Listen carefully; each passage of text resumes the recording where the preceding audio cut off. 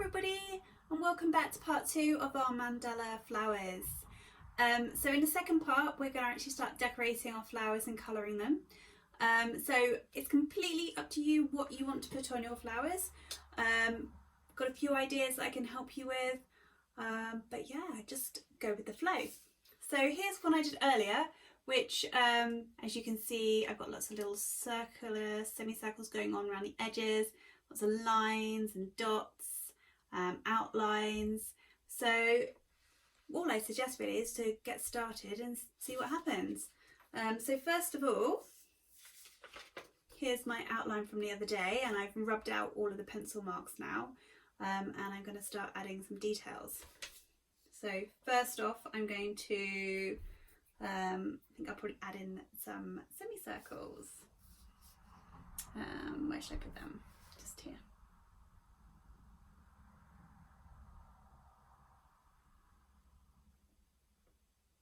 So yeah, you can just do whatever you want. You don't have to copy my ideas.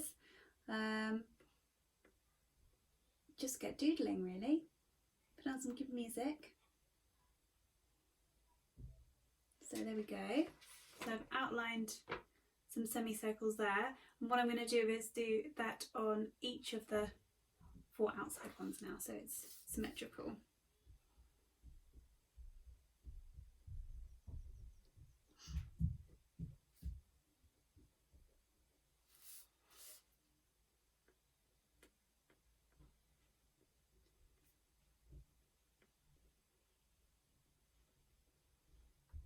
There we go.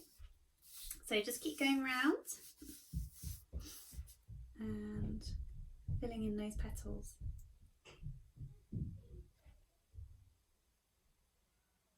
With whatever you want to do really. Lines, squiggles, dots, triangles.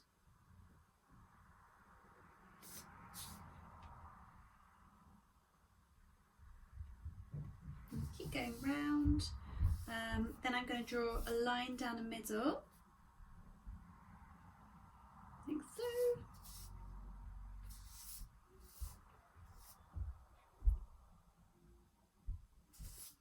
And a line down that one as well, like that. And then I'm going to draw some lines across, a bit like a leaf.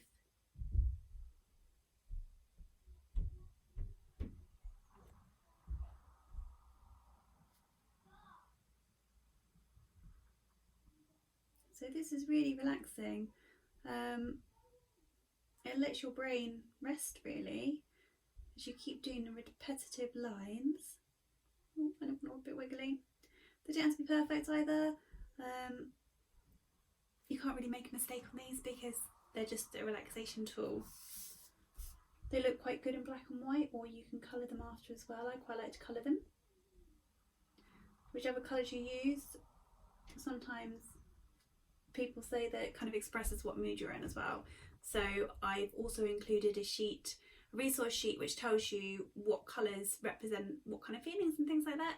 So that's quite interesting. But what I'd suggest doing is kind of colouring in your mandala first and then looking at what the colours mean.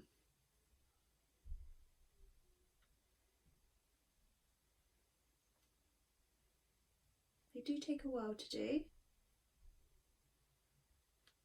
And I'm probably going to use colouring pencils to colour this one in with, but you can use paints. I'm probably going to, this one's on watercolour paper, so I will watercolour this one later. So it's completely up to you what you do. And in the resource pack there's also a grid outline, so feel free, if you didn't want to do the outline that we learnt the other day, you can just draw your petals over the top of the grid, and because it's really faint, you shouldn't really see it, and then you can kind of get into the fun bit of the decorating and colouring.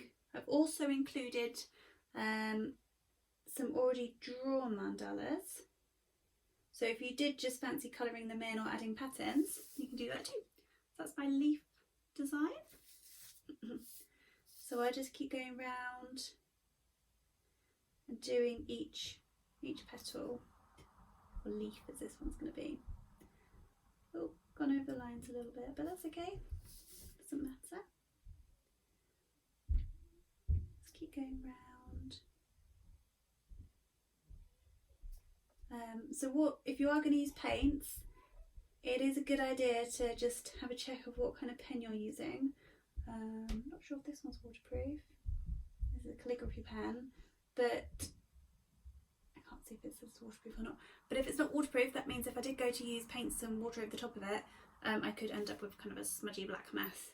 So that's quite important, because you don't want to, because these can take quite a while to do, you don't really want to then go over the top of water and find that you ruined it all. There are ways to save things, so if you do make a mess or make a mistake, just carry on. If you're doing it as a type of journal, it could be an expression of kind of how you felt today, or you're just gonna, your problems and things like that, and you just keep going and get on top of it. Okay, more leaves.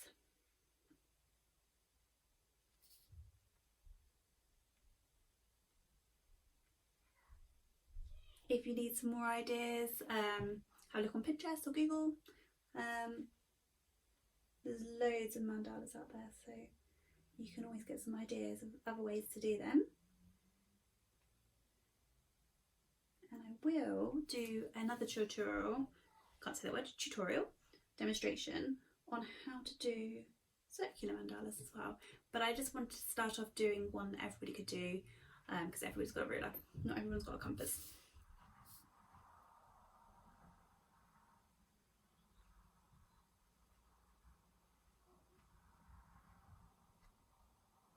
So keep going, keep decorating.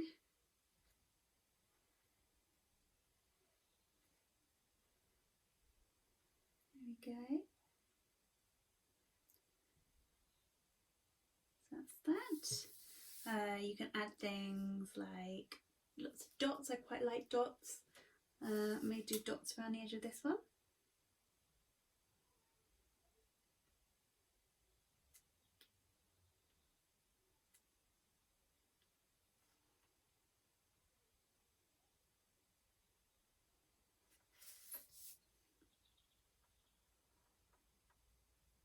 There we go. And when you've got your music on, or if you want to do it with no music on, that's fine as well. But it's just very relaxing. You kind of switch off and just create.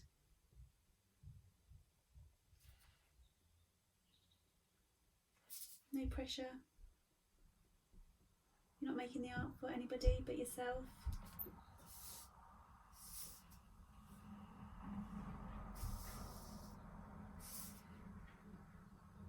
I think I've done this wonky. I have a wonky petal, but that's okay.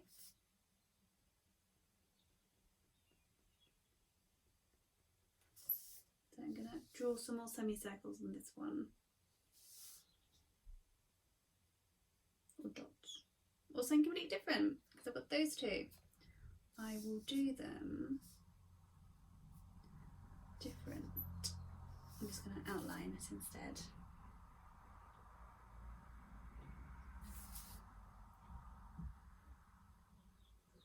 There we go. And then I'm going to outline this one as well.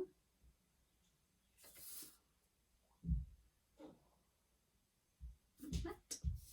And then maybe just do some lines all the way across.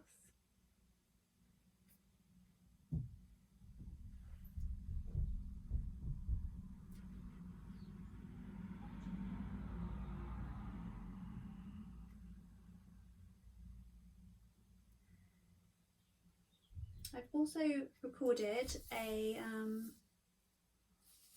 session where I created this mandala, and I haven't talked over the top of it, so if you wanted to create mandala with me where we're just sitting and drawing together, put it on.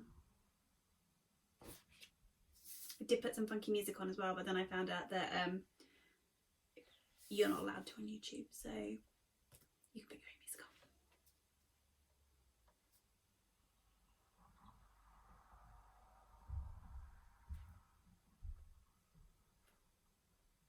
So please email me if you've got any questions. But yeah, this is my first class. Oh, that's gonna be wrong. wonky lines. We're going to colour those in a minute, so that should be fine. So we've got some stripy ones. So yes, this is my first demo. I've kind of been thinking about recording some art for a while, but I never really got around to it. But when I was trying to think of ways that I could try and help a little bit, this popped up in my head and I thought, perfect time to give it a go. And hopefully I'll be able to help a few of you love art as much as I do and use it as a form of relaxation and hopefully it'll help you de-stress. So in some of the other demonstrations we'll be doing actual kind of affirmation techniques and things like that, which is going to help with some of the actual worries that people have at the moment. I know I've got a few with everything that's going on in the world. As you noticed in my last video, I've got my little people around most of the time. I'm quite surprised they haven't come in yet, but that could still happen. But yeah, so I'm now a homeschooling mum, like a lot of other mums in the country at the moment, which is quite a surprise and a shock. And I guess one of my worries is that I'm not doing the best job at it. But we can only try our best, can't we? So yeah, so the next session we do, we will be trying to organise some of our worries. Cool. So I've just done some kind of circular ones just here. So I'll do some more of those. And then I'm going to stop and start colouring for a bit, just so that we can have a look at how we're going to add colour to them. Maybe I'll do that now actually. Okay, let's put this pen away. Make sure I put the top on because they do dry out. And then I've got some colouring pencils here, which hopefully will not break every time I use them. Some of them have a habit of that because the leads are really, really soft. Okay, so I've chosen bright pink because, well, I can have a look at my colour sheet later to why I chose a pink. Pink's my favourite colour, so it's probably the main reason. So I'm just using these to colour in my lines, just like that. And it's so relaxing. It really does just give your brain and your mind that chance to switch off. There's loads of studies as well and research which shows how good colouring is.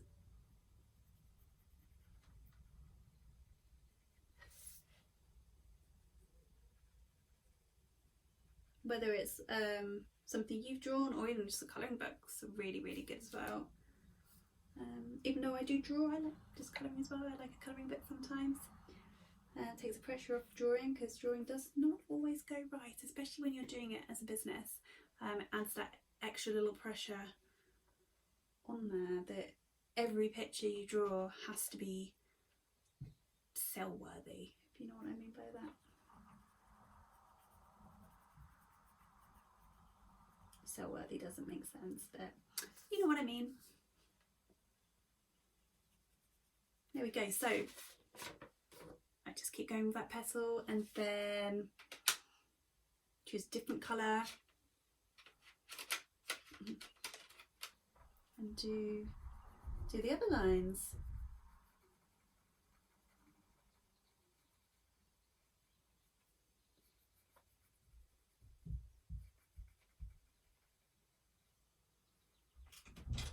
Oh, I thought I would have a little visitor at some point. Can you watch TV? Yeah. Harry Potter? Okay, go on then. Only for 20 minutes. Okay? Are you recording? I am recording. Now? Yes. It's on. It is on. Okay. Okay. See you in a minute.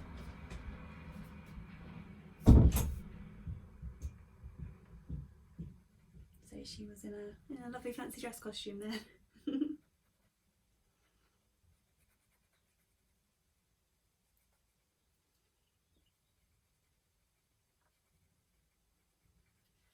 so it's just as straightforward as that really. Just keep colouring, keep decorating however you like. You can do zigzags like the box behind us. You can use inspiration from everything you see really. That's what art's about. It's a visual, textural mash of everything you see and processing it and putting it into your art. I don't know if you know, I've got something called aphantasia, which means that I can't actually see anything in my mind, which does mean when I do my art and my drawings, my animals and stuff, I don't actually know what I'm gonna do. It just when I get in the flow of painting and drawing, it comes out. So yes, anyway, keep going. I hope you enjoy doing it and I look forward to creating with you in my next video. Actually, if I just show you a couple more mandalas I've got hanging around, and then I can see what I've got over here. These are just a few. So this is one which I coloured in yesterday, and then there's another one. So this is all used in the grid technique. As I said, I have put some circular ones on the resources for you. That's the grid. I've also put a really faint copy of the grid on the resources as well, so you can just print that off and use that. Oh, there it is. So it's really faint. So just drawing over the top of it, you wouldn't really see it. So there we go. Okay, so that is the end of our demo for Mandala Flowers. Keep going with it, and I will post this on my Facebook and Instagram page once it's finished. Be lovely to see yours as well. So take care and stay safe. Bye.